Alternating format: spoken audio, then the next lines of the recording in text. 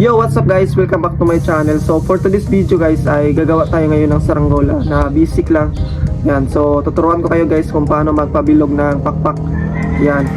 So yun ang ating i-content ngayon guys, dahil hindi ako makapagpalipad ng saranggola ngayon guys dahil umulan dito kagabi, kaya ayun, walang hangin ngayon. So ngayon ay gagawa na lang ako ng tutorial kung paano magpabilog ng pakpak. Yan, so sobrang dami ding ng tatanong kung paano daw pabilugin yung pakpak ng saranggola. So ayun, so ituturo ko sa inyo guys kung paano yung gagawin. At ito na yung kawayan na gagamitin ko. So medyo maliit lang to guys. Ayan, at ngayon ay susukatin ko lang muna kung gaano kahaba yung pakpak. At nasa mahigit 140 cm yung pakpak nito. Ayan, so ganyan lang kalapad guys yung kawayan, oh. Sobrang liit lang. At ngayon na yung pisan ko na kayasan dito sa may gitna. Kakayasan ko lang muna dito sa may gitna dahil maliit lang yung saranggola na ginawa ko guys. Ayan, so kung malaki naman ay pwede na hindi na kayasan yan sa gitna. Ayan, so ganyan lang po magkakayas guys. Sundin nyo lang yung na ginagawa ko dyan. Ito yung importante guys. Ayan, so diripisan mo dyan sa may bandang dulo. So gagawin mo dyan ay parang bibilugin. Ayan, i-curve yung kanyang pakpak. At ito na yung kinalabasan guys. So pag ganyan na ay okay na yung ganyang pakpak. So dapat sa kabila din guys ay same sila para maganda tingnan. Ayan. At i-curve ko na guys. So ganyan yung itsura niya pag i-curve natin. Ayan. At ito yung susunod natin gagawin guys. Ito sa may dulo na itong pabilugan. Ayan. Ito yung pabilog sa may pakpak na. Diyan. So sinusukat ko kung kaano ka bilog yung aking kuhan gagawin. So nasa 7 cm yung ginagawa ko. Yan. Ito yung sukat ko sa may pabilog, 7 cm. Okay. Yan. So atin na yung kakayasan ng dahan-dahan. Okay guys, so ito yung pinaka-importante sa lahat, itong sa may dulo na. So dapat maingat ka lang dito sa pagkakayas dahil may tendency ito na biglang ninipis at hindi mo talaga makukuha yung kanyang hubog nito. So dapat dahan-dahan ka lang guys. Paala na kung matagal siyang matapos, basta maayos lang siya pagkakayas dito. Yung iba ay sa pagkakayas nila ay mababali yung dito sa may dulo. So dapat dahan-dahan lang. At yan. So palagi mo siyang i-curve kung maayos ba yung pagkakuha niya, pabilog niya. Ayan. Kung may matigas pa, kakayasan mo siya agad. Ayan. Ganyan guys. Kayas at saka tingin kung gaano siya ka-curve na. Ayan. Ayan, ganyan lang guys. At ito na yung itsura guys ng kanyang pakpak. Ayan. So bilog na bilog yan guys pag hinuhubog na natin. So dyan. Okay, ayan na guys.